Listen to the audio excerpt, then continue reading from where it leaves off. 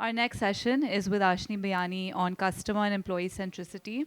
Designed for Indian digital native brands, Think9 is a brand co-creation platform that transforms powerful ideas into authentic, profitable, and experience-led brands that can define the future of brands in key consumption categories like fashion, food, and FMCG.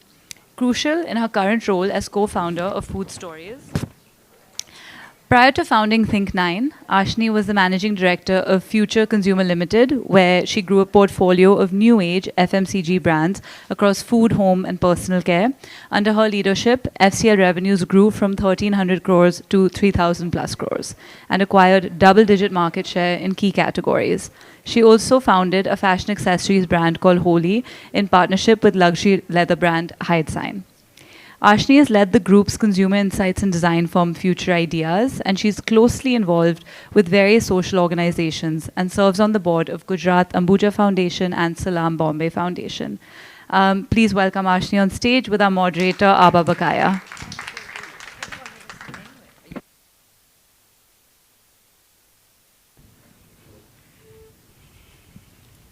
Thank you, Devika. All right, it's great to be here with Ashni. I have interviewed her the first time when she was just kicking off with Food Hall and all. Actually, it was larger than that. She was, doing multiple roles at the Future Group, and it was great to hear her strategic thinking and mind, at that time. So I'm sure you'll gain a lot from this conversation. Also, just to set context, I think yesterday during the day, we had like a really clear theme that kind of ran through the sessions inadvertently, which was about maneuvering the digital universe. And I think today, kicking off with Sandeep in the morning and through the sessions, we've had a more sort of larger macro view of setting context, strategy, and then building for that. And I think Ashni also will talk a little bit more about how the consumer landscape is changing and therefore how to apply, your mind to sort of capturing that. Ashni, thank you for joining us. Thank you. Exciting to be here. So let's kick off with, since that's the topic of our conversation, how imperative it is to really understand your consumer in today's retail landscape. And for you as a businesswoman, where does that feature priority-wise in your strategy? So I'll just tell you a little bit about myself to begin with. So I never studied business, and I say that very proudly today. My father always believed that business is common sense. You learn it through osmosis. So everything I learned about running a business, I learned on the job with beautiful mentors, coaches, attending sessions like these. I learned how to read a balance sheet and so on at work, literally. But one thing that he always told me is that it is not so intuitive necessarily to always have a customer first approach. And if you can hone your customer intuition, then you have set yourself up with the right foundation to succeed, because without customers, who are we, fundamentally speaking? And customers, the way I see it is, they're a moving snapshot. They're not a picture. They are in motion. I can say something today and tomorrow it can be not true as well, particularly in a nation as diverse as India. There are so many Indias that exist. So to know your customer is really at the core of doing business for me. I don't think I start anything, any venture, any idea, anything that we do without saying who is the customer, what are we solving for the customer, why will the customer appreciate, care for this, and that's how every journey begins. And I think you do that every day actually, even if tomorrow you may become a listed company or anything else, right? I think that remains at the core. So many entrepreneurs struggle with the needs of the customer versus the needs of the business. I know they should be the same thing, but sometimes, you think you're building out a platform and the customer hasn't yet evolved to your thinking. How do you balance that? How do you ensure that it's customer first, and how do you fine tune your strategy to ensure it remains that way? So the first thing that you need to do when you're thinking customers is be really honest with yourself, right? And I spent a lot of time in the early days of my business, and even I continue to do that now in the new ventures that we have launched, is in actually understanding consumer behavior and listening to the ground very closely. Back in the day, it used to be, following shopping carts all over the stores and, guessing which community is this customer from, is he doing monthly buying, is he doing a top-up shopping, so on and so forth. And now it is a lot to do with data, studying data very, very closely, because a lot of our businesses are digital. The other thing is that I think the good thing is that now that we know the customer so close, and digital also allows you to access the customer one-on-one in many ways. So there is no way that one cannot put this at center stage in some sense in building your business, building products, building anything that one is doing. So for example, right now at Think9, we weekly celebrate something that we call Customer Hour, where every brand is forced to look at, literally forced, because like you said, there are many pressing things that need attention, but that 1 hour is sacrosanct, where every brand and the brand entrepreneur, the brand lead, is only discussing with the team. And sometimes they hear phone call recordings, they speak to customers. Each brand has their own template and format of doing it. But the only question that they will be engaging in with their team for that 1 hour is, what is the customer saying to us in some ways, right? And evolving, learning from there, and then building forth from there in many ways. So how do they gather and analyze this data? To what extent is it human-led, and to what extent is it data-driven? And if we're talking about data-driven, how accurate is that? Because there was recently a debate that yes, we have all this data that we collect, but it doesn't capture the nuances of preferences. So we look at data very differently. So one is, every year we build out a thesis, which we in the past as well we called it Consumer Shastra. So every year we actually release a thesis which looks at a macro view of how consumption is faring. What are the key themes, trends, etc. that is emerging. So that is our guiding light in some sense. That is the way in which, that gives us vocabulary to talk. So whether it's India 1, India 2, whether it is, calling communities in names that we do and so on. So we create a certain vocabulary that becomes common through the organization with that, right? And then what we do is we actually assess consumer data, because most of our businesses now are digital, so we get digital data, and very often what we do with that data is actually call the customer up, speak to the customer ourselves, and understand what led them to buy what they did, what has been their experience with the product, and take feedback firsthand. And then there are various ways of cohorting customer data, making sense of it, and working along with those cohorts of customer data, right? Data as a whole is very overwhelming, but the minute you can cohort it simplifies life a lot. Okay. How did your experiences, earlier with Food Hall and the Future Group, and your interaction with customers or consumers at that time lead to how you strategize for food stories this time around? Right. I think the most important thing that one had to do was actually to unlearn. Of course, the learnings will stay with you, but you also need to unlearn a lot to create businesses for the future. I think India has seen a remarkable change over the last post-COVID, pre-COVID, whichever way we may think about this, right?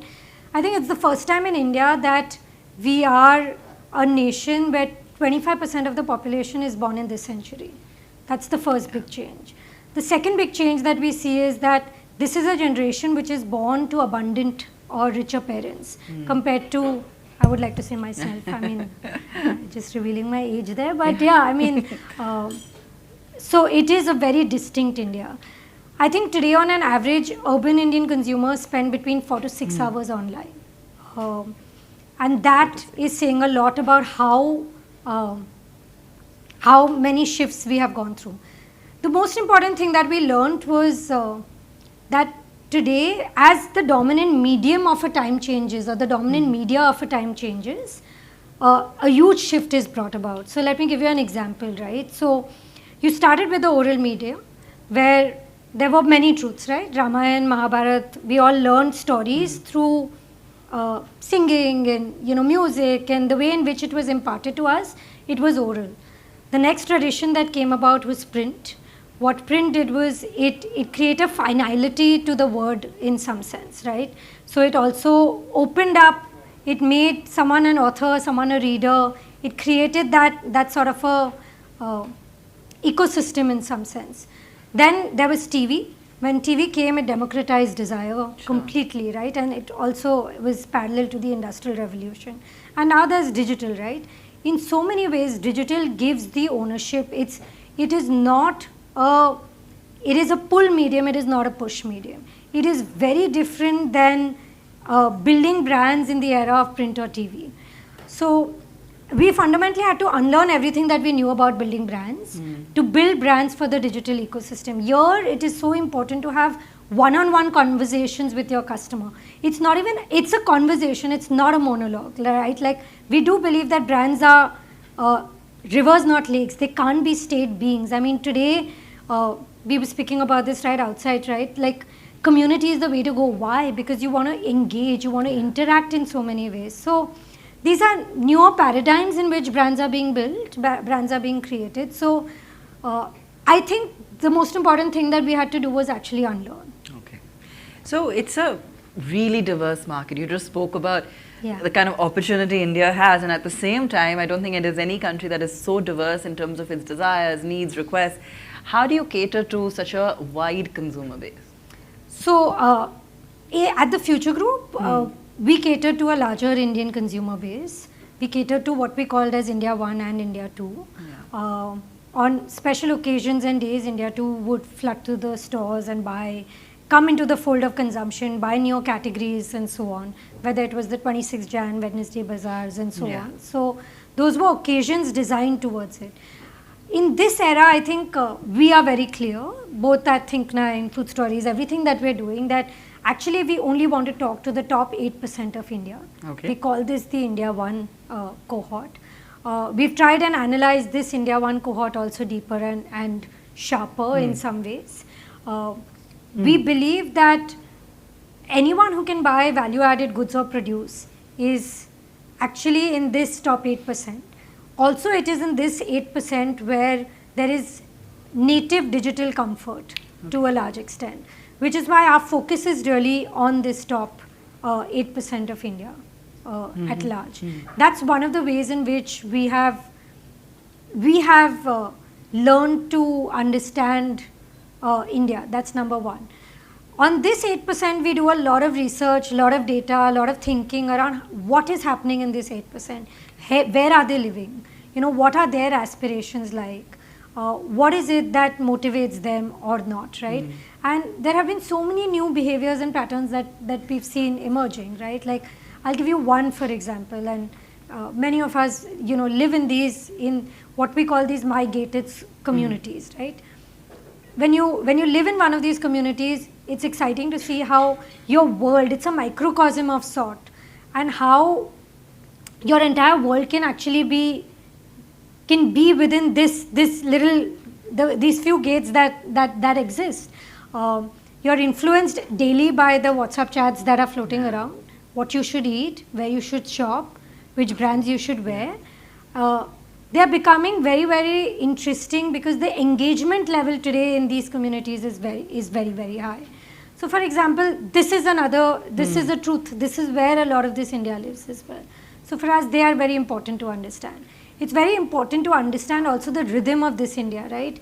Particularly at Food Stories, we know that when our customers travel, actually is the down month for us, right? Okay. So it's very interesting because we know that June is going to be summer break in Delhi, and a lot of our consumers are not going to be in Delhi. So there is going to be a shift and a change there. We map concerts of Taylor Swift.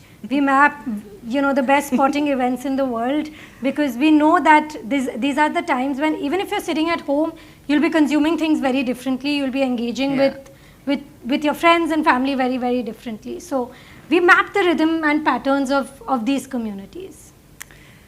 Talking about Delhi, because I know you've just opened your first offline store over there. Yeah. And you're planning, of course, I think Bombay is coming up very soon next, and you have already plans to, I think, be 5 by the end of the year. Balancing the online and offline experience. Talk to us a little bit about that, because I think there's no escaping the offline in today's universe. So our thinking on this was a little contrarian, if I may say. We needed to create an experiential platform. We believe that today customers, if they're going out to shop, they're going out not just to fill up their baskets and bring them home, but because they have to experience something new. So when Food Stories was conceived, we were very clear that we will build this store to be an experiential gourmet food platform in some ways. So that was one big learning. The second big learning was we realized how invested in our own health and wellness as consumers and as these consumers are. So we had a whole program around, we built a whole program around a feel-good bar, you know, where you find solutions for health, vitality, and so on. So we've done a lot of that thinking. For us, when we said store versus offline, online, we didn't make a choice. We said we're going to make it as seamless as possible actually for the customer. Sure, we have a store. Come here, experience us, learn more about us, engage deeper with us, and so on. But we also actually have two kinds of online formats, if I'm, you know, if we just may have to use those words. We have something that we call assisted commerce. So through assisted commerce, we actually take orders on call and on WhatsApp. And there is obviously also a website through which you can go and order. We realize that as the customer gets more and more premium, the more human interaction is what they crave and they seek. For us today, call and WhatsApp commerce is a large percentage of our sales, even versus the website. So these have been learnings. These are early days, but we will learn further and navigate our way through. So very often it's very counterintuitive. WhatsApp is a digital format today. Calling is age old. I mean, our kirana walas did this forever. But we understand now that the more premium you go, you actually just want to speak to someone and say, do you have this, do you have this? And get that going, or even take his 2 words on it in some ways. How long have you been working on and planning and designing Food Stories? So Food Stories as an idea in the new avatar of Food Stories started a year or so back. So it took us almost a year to launch our first store. And with the store, we launched the digital platforms as well. What were your major, let's say, and take them one by one if you will, both the learnings and challenges in your earlier avatar? Because the challenges would have, you know, surely helped you in terms of how you approach things this time. And in terms of takeaways, I feel the kind of brand you built, you know, at that time, the experience that you built is something that you're continuing to carry forward here. Yeah, so I think we were blessed with a large canvas. I was blessed with a large canvas. We were working on so many consumer brands, so much that was going on. You're living in the most live retail environment that you can.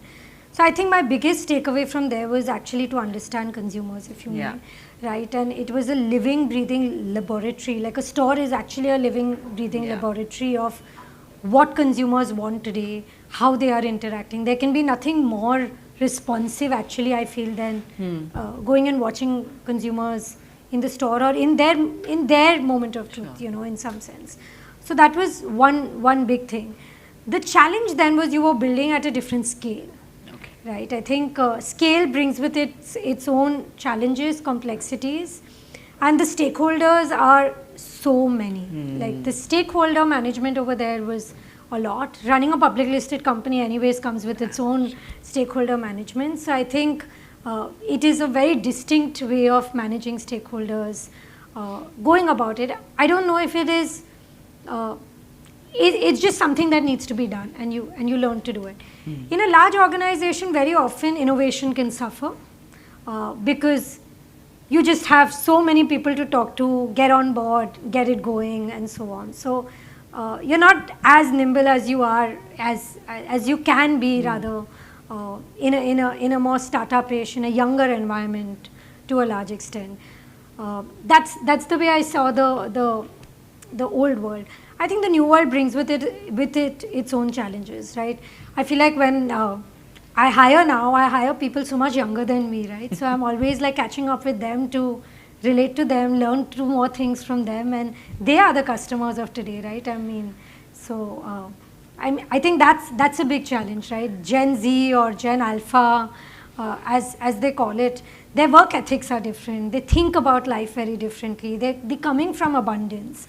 So their rhythm of life is very different, and we're used to working in a certain way as well, right? So I think that's a new challenge that we are seeing today. And let's be honest, in the startup world, you fix it today and it's broken tomorrow. So I mean that grind we all go through all the time. There is no escaping that grind at all. But I still think it's very live and it's very exciting, because when you're building ground up, you're literally iterating as you do. So there's never a better time than that.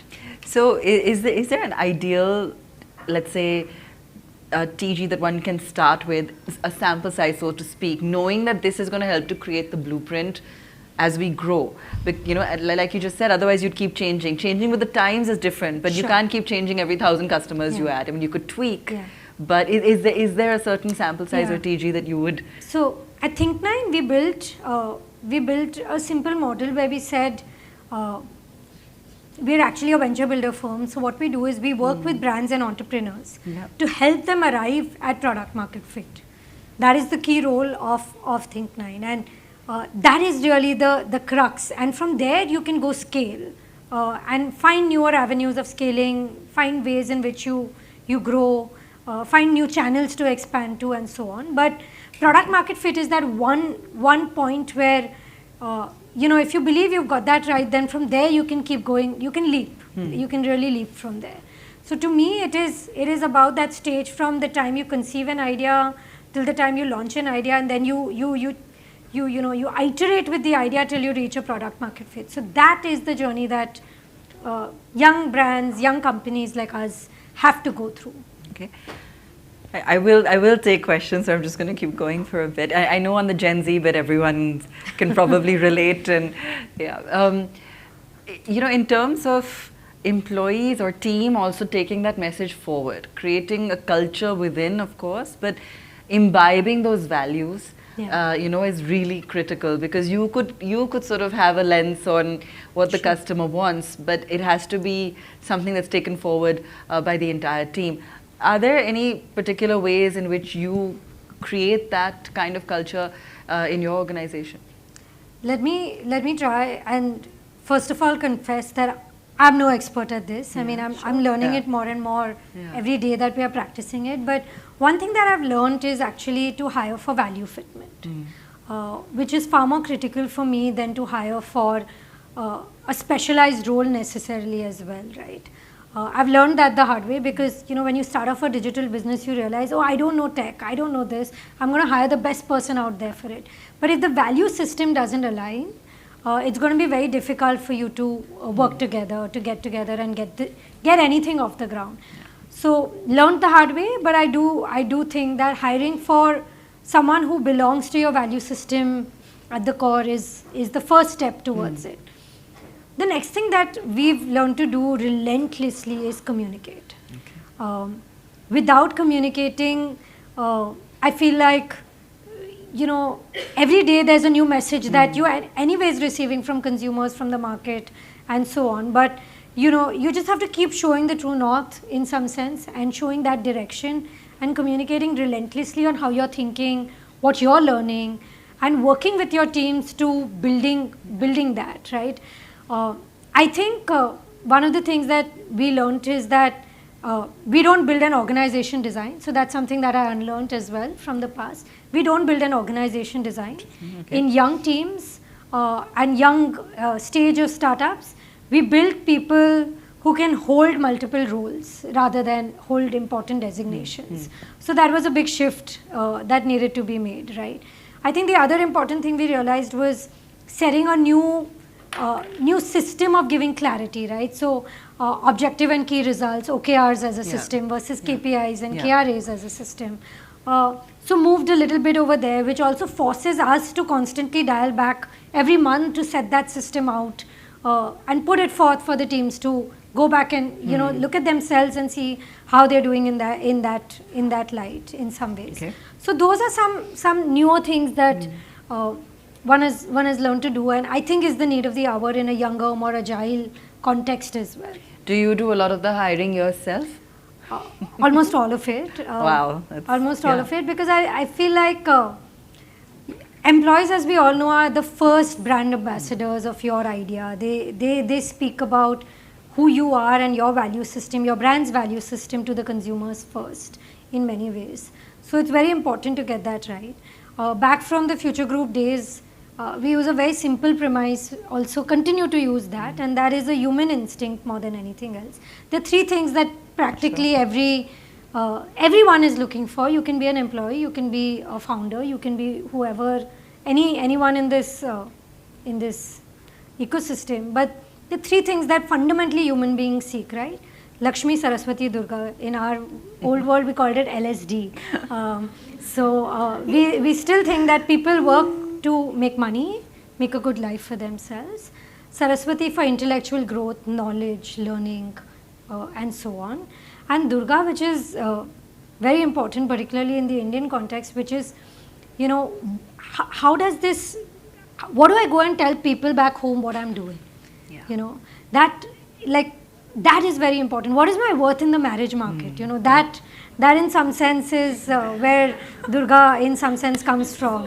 It's so true. And it's also about where do you sit in the office, right? Do you have the corner room? Do you sit, how close are you to the founders? I'm realizing that is a thing Big now. Thing. Yeah. So, there are those things that still operate. That's not going away anywhere. So LSD as a framework, we still apply. One of the things that we did when we started Think9 was we actually built an open office. None of us have rooms. None of us have cabins. We all take on meeting rooms when we need to go and have those tough conversations of sort. But it was a free open floor until a point when someone just picked me up and said, you can't sit here anymore, and they dumped me in a meeting room. It's still not like a... it's not like a separate cabin. It's not like a cabin. It's used freely by everyone. But so we created also that environment to say that you can come and tell me anything. Let's have conversations is really what it was signaling more than anything, because I genuinely think, sometimes I genuinely feel my social media, young 21-year-old who's just come out of college, I have so much to learn from her on that. She can teach me how to make a reel better than I'll ever learn, for example, right? So much that one can learn. I deliberately didn't ask her for a reel free event, because I knew that's what I'd get. Don't ask me to do these things, right? Yeah, so I think it's important to take strengths of everyone and bring them So talking about strengths, identifying who are the key people in your organization that will take it to the next level, ensuring those are the ones that you give more further responsibility, that sense of ownership. How do you identify them and create the opportunity for them? So I think right now my business is at a stage where, again, when I'm thinking about what they call in the good old world, we called it appraisal. When I look at appraisals as well, I actually only look at appraisal from an input metric standpoint, not only an output metric standpoint, because output metrics is, a responsibility of so much more else. So one, I look at input metrics and how the person has performed on input metrics, really, right? The second thing that I still go by more and more is how value aligned they are, right? So most of our conversations are really about, so you define your values is the way I would recommend for anyone over here. So one of our values, for example, is having an ownership mindset. Now, if you have an ownership mindset and you can truly live that value out, I know I'm going to bet on you for the next stage and next round and so on, right? So because of the way in which our values are defined, it becomes far more objective in some sense to also look at the person through something which is still as fuzzy as a value in some way. The second is really a belief, perhaps, Abha, to say that we want to work with ordinary people to do extraordinary things, right? So even at Food Stories in the store, for example, one of the things we want to do with Food Stories is we want to tell stories about food. We want to tell stories about ingredients, about people, about tables, about produce, how it's made, where it comes from, what you can do with it, right? So very difficult to explain it to the last person standing on the floor in some ways. We started doing this by creating our store briefing session in the morning is in the form of in the form of a story. And there is one story that we as leaders tell, and there is one story we listen from someone in the team. And that can be a story of your customer, what you learned from your customer, or what did the customer want from yesterday or whenever, right? So through that, we are trying to enable this culture of storytelling. Through this, we are trying to enable this culture that everyone's story is important and relevant, right? Very often we want them to sell like a lion's mane mushroom. And they don't, of course, know what a lion's mane mushroom is. They've never tried it. A lot of work has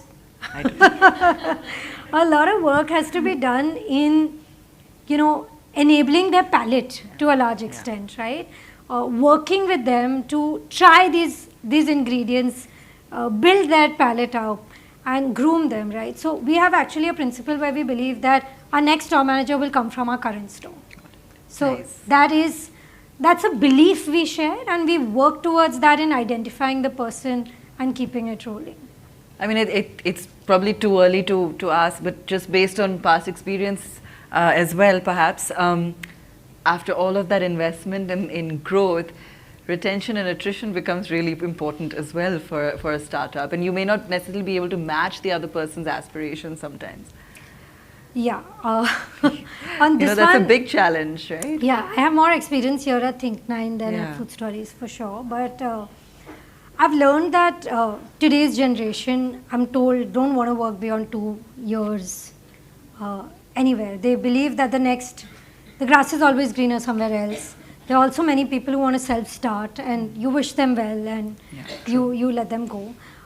Just a few things that I think make sense, right? One is if you can create a learning environment. So at Think9, from the day we started, 9th of every month, because we are 9, we do learning sessions with the best-in-class founders, people from tech, AI, the works that people want to learn. Very often when we do exit interviews and we speak to people, they're like, my favorite memory was that session or that moment, So we feel that nothing beyond a point like Lakshmi doesn't work. It's more the Saraswati and Durga that helps you retain people. And I feel like in founder-led organizations, it's your relationship with the founder that goes the longest way to a large extent. And till you don't have that problem of scale, you should enjoy that as much as we can. That's our advantage in some sense. Okay. Let me open it up for some questions as well. You just raise your hand, I'll get the mic to you. Yes, just up front. Hi. I've seen a whole lot of, IG stories on Food Stories, so I actually know a little bit more about it. But I wanted to understand from you, what's the gap that you actually saw, that you felt that this was the right time to start this? Right. So we actually believe that food today is not something that you go and buy and you consume. Food today is a deeper relationship that you share. It's a relationship that you share with yourself and your body. It's becoming very, very central.